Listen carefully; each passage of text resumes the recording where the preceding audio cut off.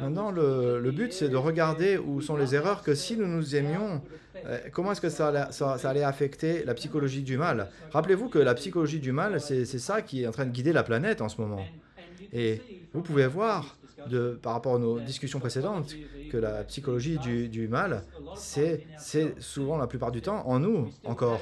Nous avons toujours ce genre de tendance par rapport à ce genre de pensée. Et il y a beaucoup de gens dans le monde spirituel qui sont dans les enfers du monde spirituel, qui sont dédiés à ce genre de pensée.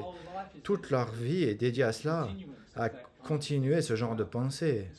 Toujours. Et donc, ce que nous devons faire pour casser le cycle, c'est que nous devons casser le cycle de la psychologie du mal, casser le cycle de la psychologie des croyances qui font qu'on a une tendance par rapport à faire le mal. Dieu nous a créés.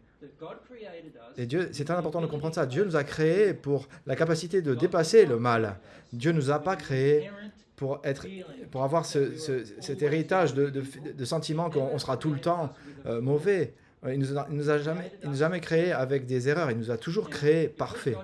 Mais parce que Dieu nous a créés de façon parfaite, à chaque fois que nous justifions le mal et à dire que c'est à cause de nos erreurs, que des erreurs que Dieu a fait, nous sommes vraiment en dehors de l'harmonie de l'amour en pensant cela. Pouvez-vous voir que maintenant, déjà, beaucoup de religions, de façon automatique, disent cela. De façon automatique, ils sont de façon en disharmonie avec l'amour. Et aussi, il y a aussi une autre idée que l'on a créée avec les erreurs, et même on dit les pécheurs, la terminologie, ce que l'on dit d'ailleurs, toute l'idée que nous avons créé des pécheurs, c'est qu'en elle-même, c'est un terrible fléau par rapport à Dieu, la vérité de Dieu.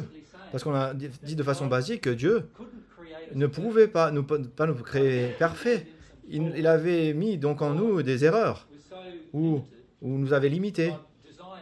Il nous avait créé de façon limitée en nous des choses fausses. Et donc, rien ne peut être aussi faux de croire cela. Maintenant, il y a des millions et d'esprits, des milliards dans les premières dimensions du monde spirituel, dans les enfers.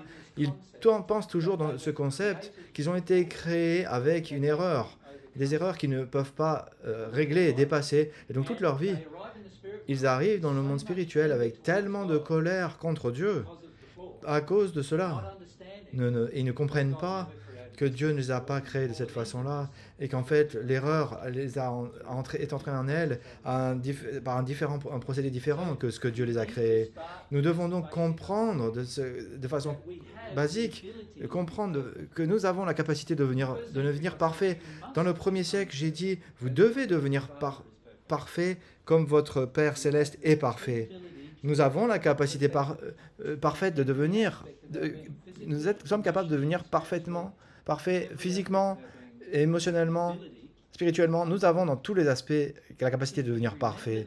Si nous nous rappelons cela, à chaque fois qu'on verra une erreur, on dira juste, au lieu de dire « Ah, je vais accepter cette erreur », je peux dire « Ah, je peux relâcher cette erreur, je peux m'en débarrasser si je fais quelque chose à propos de cela ». Le problème de penser que nous sommes créés de façon erronée, et qu'il y a un problème, c'est que de cette façon-là, on ne peut pas nous aider de façon instantanée. On pense que c'est désespéré pour nous d'être aidés et d'avoir une meilleure condition dans laquelle nous sommes.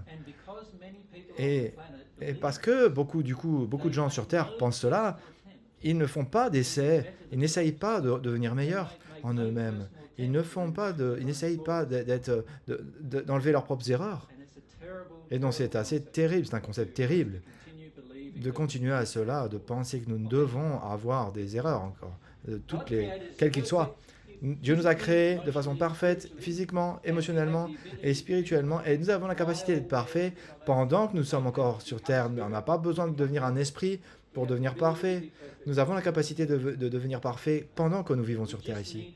Nous devons être vrais à propos des erreurs et d'être dans la vérité, et arrêter de les juger, de les voir quelles sont, les identifier, et avec la discussion précédente, nous espérons que ça va vous aider dans le procédé, et donc et de voir qu'est-ce qui est dans ce que l'amour fait, ce que l'amour ne fait pas.